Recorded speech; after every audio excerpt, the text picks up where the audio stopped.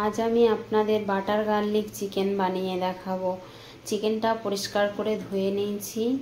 আর এখানে নিয়েছি টক দই, এখানে নিয়েছি লেবু, এখানে নিয়েছি রসুন, এখানে নিয়েছি বাটার, এখানে নিয়েছি গোলমরিচ, গোটা গোলমরিচ আছে এখানে, গুঁড়ো করে নেব।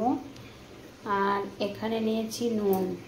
প্রথমে রসুনটা থেতো করে নেব, গোলমরিচটা গুঁড়ো করে নেব। এবার আমি চিকেনটাকে ম্যারিনেশন করে নেব।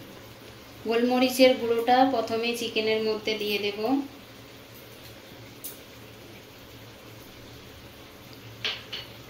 এরপর দেব রসুনটা, থেতো করে রাখা রসুনটা 1 চামচের মতো দিয়ে দিলাম। একটু বেশি রসুন লাগবে। আর আমি এখানে এবার লেবুর রসটা দিয়ে দেব। লেবুর রসটা আমি একটা বাটির মধ্যে করে নিচ্ছি, বীজটা যাতে না যায়। বীজটা আমি ফেলে দেব। লেবুর রসটা আমি এর মধ্যে দিয়ে দেব। হাফটা পাতি লেবুর রস নিয়েছি। এবার দেব আমি টক দই।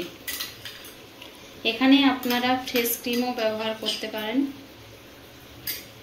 আমার কাছে ফ্রেশ ক্রিম ছিল না, তাই আমি টক দই দিয়ে করছি। আর এরপর আমি বাটারটা দিয়ে দেব এর মধ্যে। বাটার দিয়ে দিলাম, 1 চামচ মতো বাটার দিয়েছি। এবার বেশ ভালো করে হাতের সাহায্যে মাখিয়ে নেব। চিকেনটা ম্যারিনেশন করে রাখতে হবে 2 ঘন্টার মতো। এরপর আমি চিকেনের মধ্যে অল্প পরিমাণে নুন দিয়ে দেব।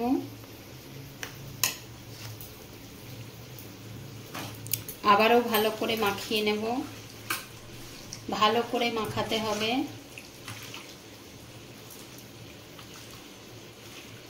মাখানো হয়ে গেছে। এবার আমি একটা ঢাকা দিয়ে ফ্রিজে রেখে দেব 2 ঘন্টার জন্য। 2 ঘন্টা পর ফিরে আসছি। 2 ঘন্টা পর ফিরে এলাম। চিকেনটা আমি নর্মাল ফ্রিজে রেখেছিলাম। গ্যাসে একটা কড়াই বসিয়ে দিয়েছি, গ্যাসটা জ্বালিয়ে দিয়েছি। এবার কড়াইয়ের মধ্যে আমি দিয়ে দেব বাটার।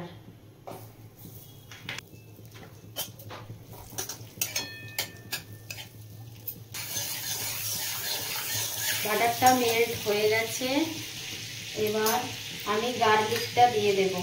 1 চামচ গার্লিক নিয়েছিলাম,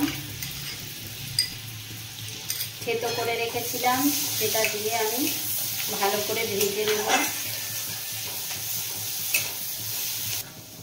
গার্লিকটা ভাজা হয়ে গেছে। এবার আমি চিকেনটা এর মধ্যে দিয়ে দেব। এরপরে ভেজে নেব।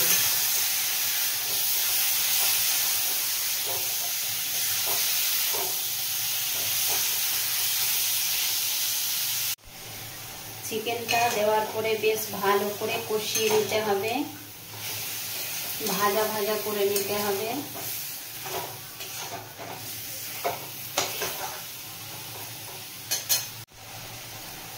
আমি এখানে ঝালের জন্য একটা কাঁচা লঙ্কা এখানে নিয়ে একটু থেতো করে নেব।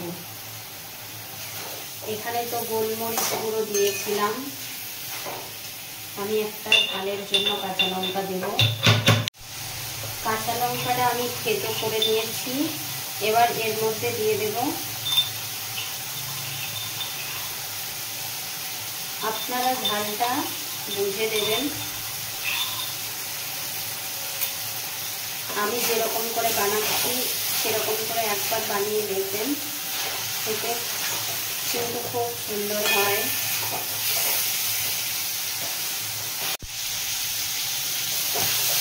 আমি বেশ কিছুক্ষণ এরকম করে ভেজে নিয়েছি। কালারটা চেঞ্জ হয়ে এসছে। আরও কিছুক্ষণ ভাজতে হবে, এরকম হালকা করে নাড়তে থাকতে হবে।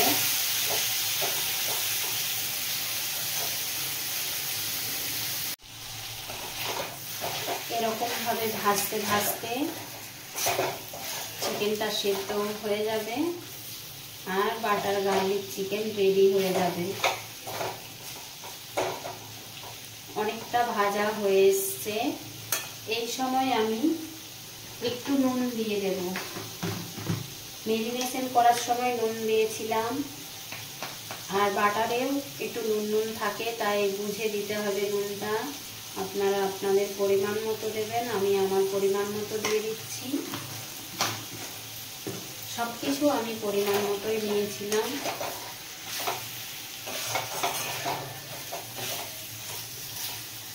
খুব সুন্দর সেন্ট বেরিয়েছে বন্ধুরা।